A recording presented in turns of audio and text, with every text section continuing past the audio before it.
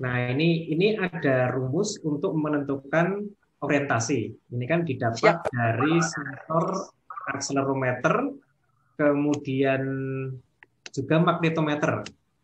Nah, ini yang nomor tiga ini memang agak berbeda dengan rumus yang kalian gunakan karena ini memang sudah dikembangkan ya, tapi prinsipnya kira-kira hampir sama. Nah, rumus pitch dan roll ini kan dari akselerometer saja. Nah, ini itu hanya berfungsi pada saat akselerometer dalam keadaan mempunyai percepatan sama dengan nol. Percepatan sama dengan nol itu berarti akselerometer dalam keadaan diam atau bergerak tetapi tidak mengalami percepatan. Misalnya bergerak tapi bergeraknya itu dengan kecepatan konstan. Misalnya kalau kita merasakan itu ya di pesawat itu ya, saat take off, nah ini ada percepatan. Nah, berarti kita jangan menggunakan sensor akselerometer untuk menghitung orientasi. Tapi saat sudah cruise sudah terbang gitu, sudah terbang di atas itu, nah nanti itu percepatannya nol, kecepatan konstan. Nah, kita bisa menggunakan akselerometer. Saat landing juga ada perlambatan, percepatan negatif. Nah, maka kita juga tidak bisa menggunakan akselerometer kembali. Nah, jadi karena akselerometer itu hanya dapat digunakan untuk menentukan orientasi dengan tepat saat tidak ada percepatan, nah maka kita harus mendeteksi kapan benda itu, kapan sensor itu dalam keadaan statis. Statis itu berarti percepatannya nol ya. Jadi statis itu bukan berarti diam ya. Statis itu percepatannya nol. Percepatan nol itu bisa tidak bergerak, bisa juga dalam kecepatan konstan. Nah, kalau statis itu percepatan nol, berarti dinamis itu percepatannya ada, entah itu positif, entah itu negatif. Nah, saat statis kita bisa menggunakan ini, saat dinamis menggunakan dari giro.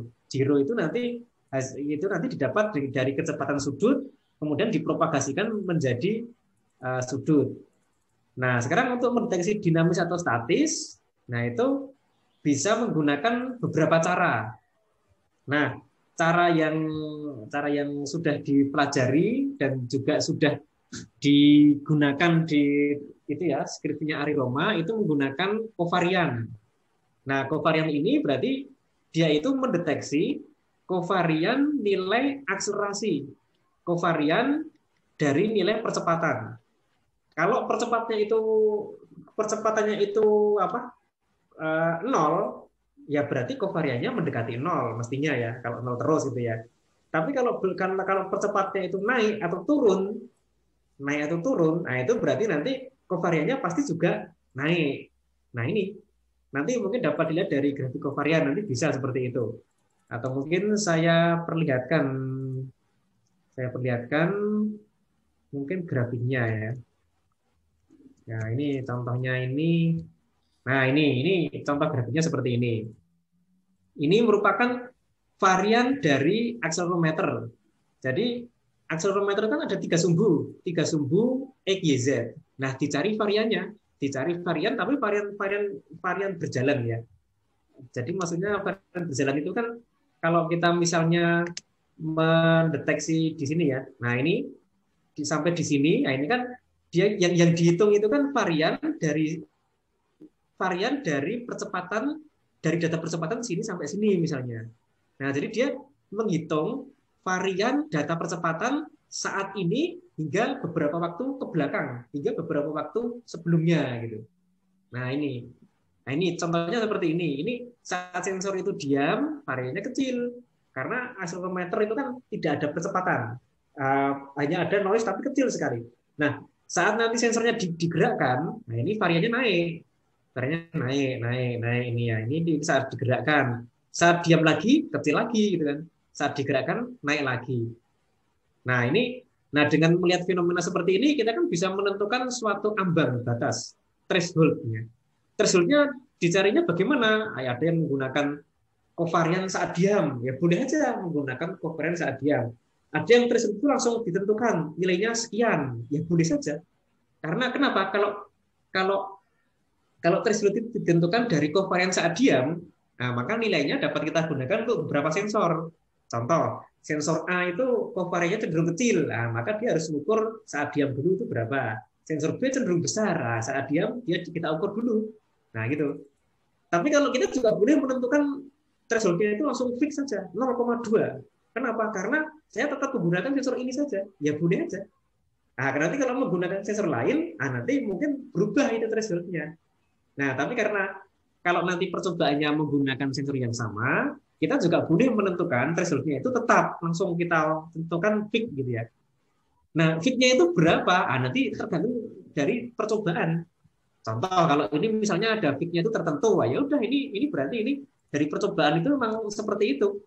Ya boleh seperti itu, tidak harus menggunakan apa ya, tidak harus menggunakan suatu menghitung covarian rata-rata dulu saat diam, tidak harus seperti itu. Nah, ini untuk menghitung covarian seperti itu ya. Nah, kemudian jadi yang atas ini kan berarti saat sensor diam, kovariannya kecil, saat sensor bergerak, kovariannya besar. Ada threshold-nya, saat diam dia dideteksi sehingga di sini dikatakan statik. Ya, statik. Di sini dinyatakan dinamik. Kenapa? Karena threshold-nya itu karena variannya itu tinggi gitu kan. Nah, itu menentukan statis dinamis yang pertama bisa menggunakan kovarian. Kovarian atau varian itu sama ya. Sebenarnya itu kovarian ya, tapi kovarian dengan dia sendiri ya, namanya juga varian sama. Jadi varian itu kan kovarian dengan nilai dia sendiri. Nah, ini yang pertama menggunakan varian atau kovarian nilai akselerometer. Yang kedua, bisa menggunakan penyimpangan atas nilai gravitasi. Penyimpangan atas nilai gravitasi. Nah, itu nanti nilai dari apa? Akselerometer sekarang itu dibandingkan dengan gravitasi. Jadi ACC sekarang itu dikurangi G. Ya. ACC sekarang itu berapa nilainya? Nah, kalau benda dalam kondisi diam, itu kan ACC-nya itu kan nilai ACC kan pasti bernilai G. Nah, ini contohnya ini. Nah, ini di baris 406 ini ya. ACC sekarang dibandingkan dengan G. ACC total sekarang itu kan ACC X kuadrat, ACC Y kuadrat, ACC Y kuadrat, ACC Z kuadrat di akar, ya, SQRT. Nah, itu merupakan ACC total. Kalau ACC total itu sama dengan G itu gravitasi, nah berarti benda dinyatakan diam. Nah, ini beda dengan tadi ya. Kalau tadi itu kan kalau ACC varian kecil, benda dinyatakan statis dalam arti percepatan 0. Percepatan 0 itu belum tentu diam, tapi mungkin ada kecepatan, tetapi kecepatannya itu konstan. Nah, kalau ini ACC total itu kalau nanti sama dengan ACC totalnya itu sama dengan G, berarti nanti benda itu dinyatakan juga dalam kondisi statis. Statis itu artinya ya berarti tadi itu benda itu nanti mempunyai percepatan sama dengan 0. Nah, makanya ini ACC total ini ya, ACC kuadrat, Y kuadrat, Z kuadrat di akar ditambah dengan G. G ini nilainya minus ya, minus 9,8. Nah, sehingga nanti kalau ini ditambah dengan G, itu sama dengan kecil sekali, nanti dapat dianggap sebagai diam. Nah, nanti kita bisa menentukan juga threshold di sini. Jadi ada threshold untuk ACC total, ada threshold untuk ACC varian. Threshold ACC total juga hampir sama dengan ACC varian, juga nanti dapat ditentukan secara percobaan. Ini contohnya ini 0,2, ini kan langsung. Nah, berarti kalau ACC totalnya itu menyimpang 0,2 dari G, nanti dapat dinyatakan dalam kondisi dinamik. Nah, kan gitu. Kalau kita lihat grafiknya di sini ya, nah ini kan ini ACC totalnya ini seperti ini. ACC total saat diam, nah itu kecil sekali. Ini dinyatakan diam karena kurang dari 0,2. Tadi thresholdnya kan 0,2. Saat melebihi 0,2 selisih dengan G, nah ini dinyatakan dinamis. Nah seperti itu. Terus seperti itu. Oh, ini kebalik ya. Ini yang statis ya. Ini yang statis. Ini yang statis, ini yang 0 itu dinamis. Kalau 1 itu statis, kalau 0 itu dinamis. Kalau yang di sini ini bukan berarti dinamik, tapi di sini karena masih jadi nanti penentuan G itu nanti ada algoritma khusus nanti yang bisa menentukan G secara otomatis. Nah, itu. Nah, di sini ini masih proses penentuan G secara otomatis, sehingga algoritma penentuan diam atau bergerak menggunakan ACC total ini belum dapat dijalankan karena ini masih proses penentuan G di sini. Nah ini, nah nanti ini dapat dikembangkan untuk penelitian selanjutnya ya. Bagaimana kita menentukan G secara otomatis. Ya. Nah kalau di sini ini sudah menggunakan G secara otomatis ya. Nah, tapi nanti kalau momennya belum ada, nanti G dapat diisi dengan manual. Tapi itu juga harus tepat nih ya. Kalau G-nya nanti meleset nanti bisa keliru. Nah, makanya itu biar tidak keliru nanti pengembangan berikutnya ada algoritma untuk menentukan G secara otomatis. Nah, ini ya. Ini contohnya itu, contohnya penentuan kondisi statik dinamik menggunakan varian dari ACC maupun selisih ACC dengan G. Nah, mau menggunakan untuk penentuan tadi kondisi statik dinamik menggunakan ACC varian juga boleh, menggunakan ini ya ACC total juga boleh, atau dua-duanya juga boleh. Kalau menggunakan dua-duanya bisa menggunakan logika N. Logika N itu ya kalau menggunakan bahasa, nah ini ya kalau menggunakan sintak itu seperti ini. Jika nanti varian dari ACC itu lebih kecil dari threshold dan ACC total dikurangi G juga lebih kecil dari threshold, maka sensor dinyatakan statik. Nah ini kalau yang kemarin belajar mata kuliah kecerdasan buatan ini ada, nanti akan menemui sintak seperti ini nanti ya. Nah itu. Tapi kalau pada prinsipnya mungkin agar lebih mudah mungkin dilihat dari grafik ini ya. Ini digunakan logika N ya. Contohnya ini ACC statik, ACC varian dinyatakan dari ACC varian dinyatakan statik, dari ACC total dinyatakan statik. Oke, statik, statik, statik, statik. Logika 1 N1 sama dengan 1. Nah, ini tidak statik. Berarti kan logika 0. Ini statik, logika 1, outputnya 0. Logika N kan seperti itu. 0, 0 di N kan dengan 1, hasilnya 0. Nah, itu. Jadi, nanti untuk statik, ini skalanya, saya kembalikan skalanya ya. Ini skalanya tadi kan sudah di zoom. Nah, ada. Nah, ini statik, statik, statik. Ya. Ini dinamik, ini statik, hasilnya tidak statik. Ya, 0, N kan dengan 1, 0. Statik, statik, statik. Nah, ini dinamik semua, tapi ini ada bagian yang statik. Nah, ini dianggap dengan dinamik, statiknya sama dengan 0. Nah, itu contohnya. Kalau mau menggunakan dua metode itu untuk menentukan kondisi statik atau dinamik, bisa menggunakan logika N. Nah, itu. Nah, makanya ini tadi itu menggunakan untuk menentukan statik dinamik menggunakan ACC varian atau ACC total. Makanya nanti harus diperjelas dulu itu metodenya. Contohnya kalau kita menggunakan ACC varian untuk menentukan kondisi statik atau dinamik suatu benda. Nah ini, oke, kita sudah menentukan threshold-nya ini ya, dinamakan ACC varian threshold. Nah ini ACC varian threshold. Nah kalau kita menggunakan ini, coba ini kita cek dulu nanti. Kita cek dulu ini itu.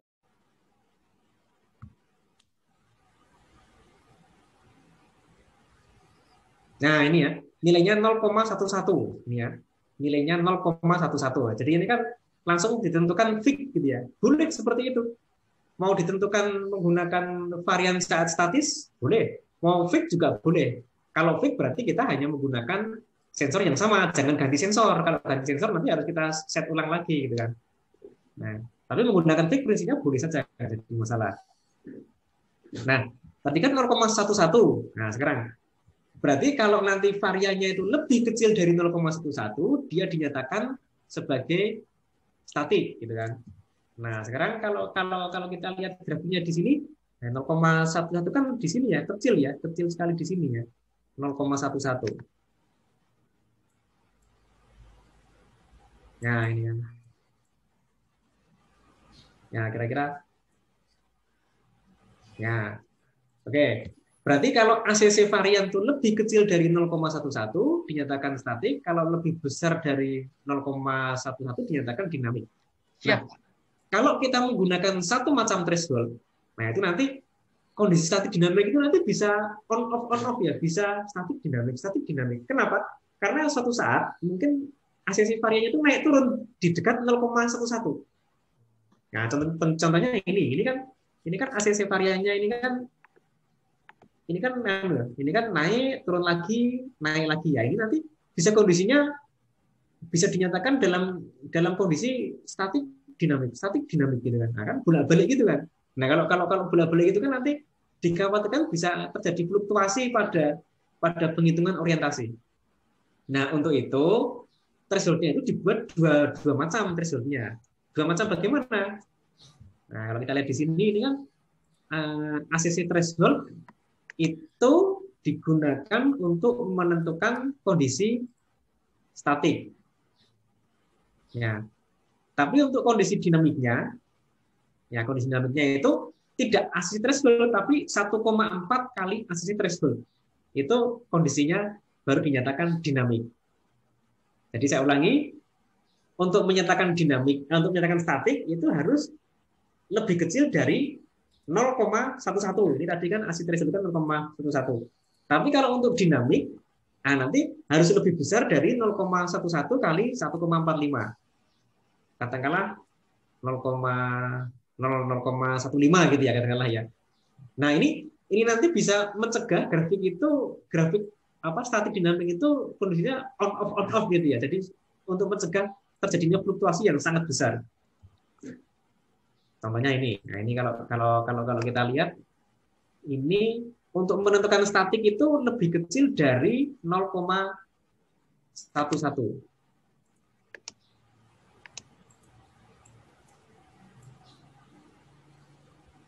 Nah, ini dalam awal sudah statik, tapi untuk menentukan dinamik, nah ini kira-kira 0,1 kali 1,5 sekitar 0,15 gitu ya.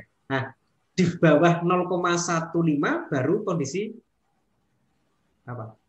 Baru jadikan dinamik di atas 0,14 baru kondisi dinamik lagi gitu ya. Nah, itu. Sehingga nanti ini mencegah dari fluktuasi statik dinamik gitu. Jadi naik kalau misalnya kalau misalnya variannya itu naik terus di atas 0,15 baru dinyatakan dinamik. Tapi kalau turun terus di bawah 0,1 baru dinyatakan statik. Nah, kan jadinya kan tidak terjadi kan kondisi yang berubah secara cepat ini. Nah, ini cuma trik saja ya, trik biar nanti outputnya itu tidak berubah-ubah statik dinamik seperti itu. Nah, mau menggunakan ini juga boleh, atau mau menggunakan satu macam threshold juga boleh. Tapi kalau saran saya menggunakan ini ya, kalau ya coba aja mungkin kalau tanpa ini gimana gitu ya. Ini kan ada dua threshold ini ya. Threshold untuk statik itu ini, threshold untuk dinamik ini. Statik itu jika lebih kecil dari 0,11, dinamik itu kalau lebih besar dari 0,11 kalikan 1,45. Nah, ini nanti bisa dicoba mungkin sambil dibandingkan ya. Nah, demikian juga nanti kalau mau menggunakan ACC total juga sama seperti itu ya. ACC total itu kalau penyimpangan dari gravitasi itu kurang dari 0,2 dinyatakan statik. Kalau penyimpangannya lebih besar dari 0,2 kali 1,5, 0,25, nanti baru dinamakan dinamik. Ya seperti itu, sama seperti itu ya. Ini kan sama saja itu ya. Kalau di beberapa tugas akhir itu kan saya bimbing itu ya, membuat proteksi otomatis gitu ya pada power supply. Jadi kalau power supply itu kalau arusnya melebihi 5 ampere, dia akan dimatikan otomatis, di cut off. Melebihi 5 ampere off gitu ya. Tapi kalau melebihi 5 ampere off, arusnya turun jadi 4, belum on dulu. On-nya itu nanti kan arusnya sudah kurang dari 0,1. Nah, jadi melebihi 5 ampere off ya, off terus sampai arusnya itu turun terus sampai nanti 0,1, nanti baru on lagi. Nah, kan jadi kan sehingga power supply-nya itu kan tidak on off-nya. Ini kan kalau sekring otomatis itu kan seperti itu. Melebihi batasnya dia off, meskipun beban turun tapi belum on. Tapi on itu kalau beban sudah kecil sekali. Sudah kecil sekali itu sudah dinyatakan kira-kira kalau dihidupkan itu sudah tidak akan melebihi 5 ampere lagi. Ya, itu harusnya turun di bawah 0,1 dia baru on lagi. Nah, itu sama dengan caranya, dengan algoritmanya seperti ini sama. Nah, itu kan untuk mencegah on off ini ya. Kalau ini kan tadi untuk mencegah adanya fluktuasi tadi itu. Nah, itu hanya trik aja ini.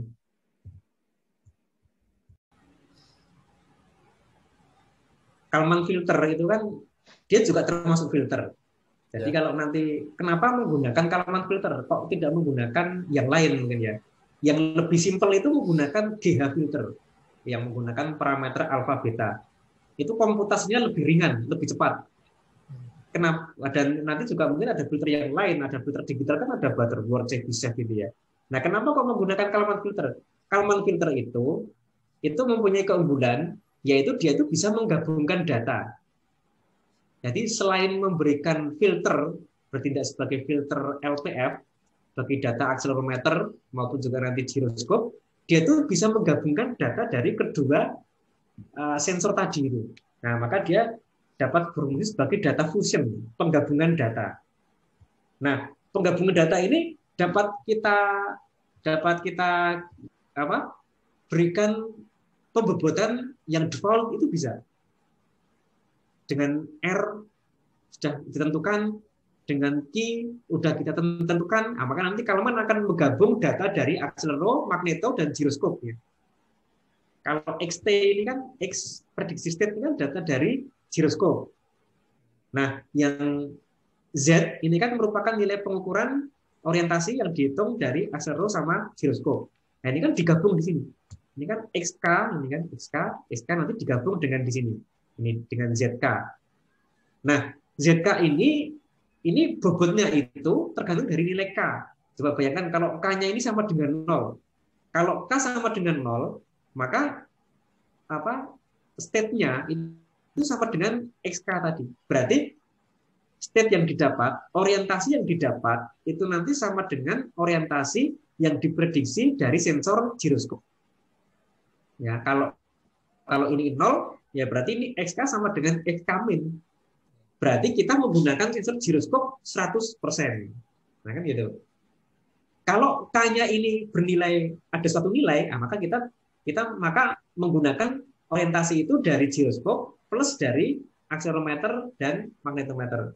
Kalau K-nya itu tinggi, ya, K-nya itu tinggi, nanti banyak menggunakan data dari akselerometer dan giroskop, akselerometer dan magnetometer. Nah, itu berarti K ini akan nanti bisa berubah-ubah. Nah, K ini tergantung dari nilai R. Nah, ini nilai R ini nanti akan mempengaruhi nilai K. Nilai R mempengaruhi nilai K. Ya, R itu apa toh? R itu merupakan kovarian drop pengukuran. Kovarian drop pengukuran yang didapat dari sensor akselerometer dan magnetometer. Kalau R-nya besar, ya, R-nya besar itu kan berarti draw akselerometer dan magnetometer kan berarti besar draw-nya. Nah, kalau draw-nya itu besar, otomatis K-nya itu akan menjadi kecil. Kenapa? Nah, kalau sensor akselerometer sama magnetometer draw-nya besar, maka Kalman otomatis akan memperkecil nilai K-nya ini. Kalman akan lebih banyak menggunakan sensor giroskop. XK sama dengan mendekati XK min-nya. Nah, itu pengaruh R-nya di situ. Nah, K ini juga nanti dapat berubah dengan mengubah nilai Q. Q ini merupakan kovarian draw proses. Proses apa? Proses ini. Proses propagasi ini. Ya, proses menghitung sudut dari kecepatan sudut yang didapat dari giroskop. Ini kovarian draw prosesnya. Kalau Q-nya besar itu berarti mengindikasikan berarti proses menghitung dari giroskop ini mempunyai draw yang besar. Nah, berarti nanti kalau Q-nya itu besar, berarti Kalman itu mendeteksi ini prosesnya itu mempunyai draw besar. Maka K-nya akan menjadi besar. Artinya Kalman akan lebih banyak menggunakan data dari sensor ZK ini daripada dari giroskop. Nah, jadi Q dan P, Q dan R itu nanti dapat mengubah nilai K. Nah, tetapi ya biasanya para peneliti atau perancang itu lebih banyak menggunakan mengubah R daripada mengubah Q. Karena kalau mengubah Q itu nanti kadang-kadang terjadi overshoot di nilai K-nya ini ya. Tapi kalau R ini kecil ini overshoot-nya. Nah, makanya yang diubah biasanya R saja. Nanti kalau R-nya itu besar, draw aksara besar, draw magneto dianggap besar, berarti Kalman lebih banyak menggunakan giroskop. Nah, kemudian kalau R-nya kecil, berarti dianggap akselernya kecil, magnetometer juga kecil drawnya, maka Kalman menggunakan sensor dari akselerometer dan giroskop. Dan magnetometer ya. Nah, sekarang nilai R ini kan kita tentukan di awal biasanya. Ya, R itu biasanya kan didapat dengan mengukur kovarian. Kovarian pada saat sensornya itu kondisinya diam, diukur R-nya. Nah, boleh seperti itu. Oke, itu berarti menjadi R di awal. Nah, R di awal mungkin dapat dianggap R default gitu ya. R default-nya. Nah, berarti nanti kalau nanti kondisinya itu kita ingin lebih banyak dikoreksi oleh akselerometer, ya nanti R-nya kita turunkan. Ya, ini kan lebih banyak dikoreksi oleh akselerometer. Ini R-nya kita turunkan. Tapi kalau kita ingin lebih sedikit dikoreksi, berarti nanti kita lebih banyak menggunakan giro, nah, maka R-nya kita naikkan seperti ini. Nah, gitu. Yang biasa diubah itu R ya. Tapi kalau mau mengubah Q juga boleh, tapi kalau mengubah Q nanti kadang-kadang ada overshoot-nya gitu ya. Nah, kalau nanti mau melihat lebih jauh cara mengubah R yang menggunakan mungkin suatu algoritma, bisa lihat di referensi ini ya, 10-11 ini ya. Ini nanti tapi panjang ini penjelasannya. Nah, gitu. Jadi kita bisa memberikan bobot kalau sebenarnya bukan bobot ya. Kalau dalam bahasa Inggris itu trust malah. Jadi Kalman itu akan memberikan kepercayaan kepada sensor akselerometer dan magnetometer jika draw di keduanya itu kecil. Draw di keduanya kecil itu dideteksi dengan mendeteksi nilai R. R-nya kecil berarti draw keduanya kecil. Kalau seperti itu, maka Kalman akan lebih banyak akan lebih percaya pada sensor akselerometer dan magnetometer. Tapi kalau R-nya naik, nah berarti ini indikasi bahwa draw di magnetometer dan di akselerometer itu besar.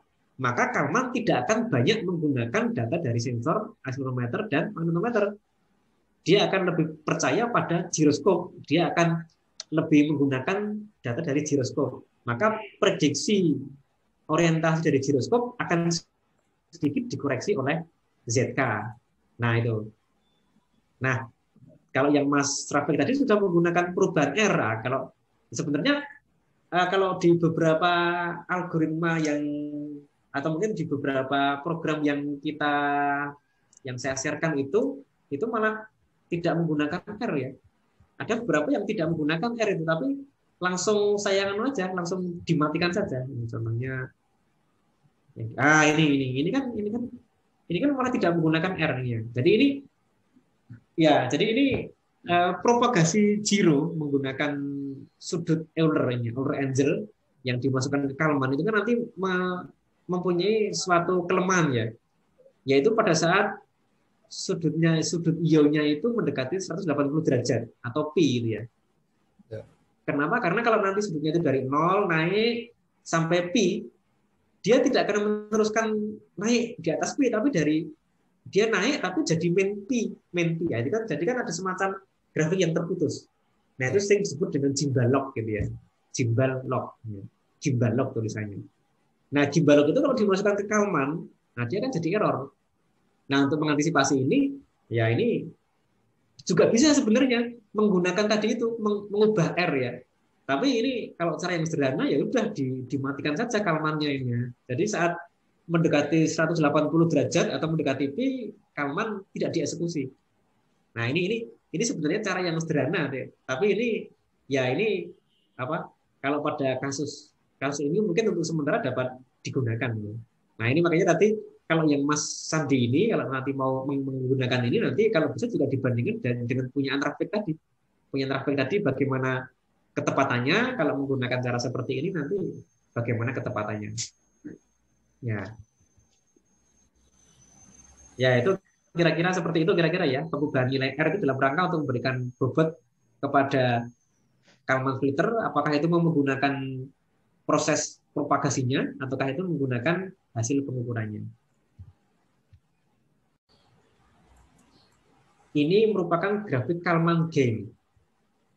Kita lihat saat sensornya itu diam. Nah ini, saat sensor diam, saat ini kan sensornya kan diam. Sensor difonis dalam kondisi diam. Dari varian ACC diam, dari penyimpangan ACC total dinyatakan diam, difonis dia diam. Kalau kita lihat Kalman gain-nya itu menjadi tinggi. Nah, ini tinggi ini ya. Ini kan tinggi. Kalman gain-nya tinggi. Ini saat diam, ini saat bergerak, saat diam, saat bergerak, ini saat diam, ini kan Kalman gain-nya tinggi. Saat 4 ini kan saat diam. Saat 7 juga saat diam. Nah, ini ya, 4 itu diam, 7 itu diam. Nah, maka saat dia dinyatakan diam atau statis, maka Kalman gain-nya itu tinggi. Saat dinamik, maka Kalman gain-nya itu rendah. Nah, itu kan sebenarnya pengaruhnya di situ. Pengaruh perubahan nilai R itu seperti itu. Jadi kalau nilai R-nya itu dibuat besar, dibuat kecil, maka Kalman gain-nya tinggi. Nah, ini Kalman gain-nya tinggi ya. Saat R itu dibuat besar, Kalman gain-nya rendah. Berarti saat ini itu berarti Kalman lebih banyak menggunakan sensor dari akselerometer dan magnetometer. Saat di sini lebih banyak menggunakan giroskop. Kenapa kok menggunakan giroskop? Karena saat di sini itu saat di mana sensor itu dinyatakan dalam kondisi bergerak atau dinamik. Nah itu, jadi itu peranan R itu seperti itu. R itu nanti mengubah Kalman gain, dan Kalman gain itu nanti yang akan mempengaruhi Kalman itu lebih percaya pada sensor yang mana. Gitu. Nah itu.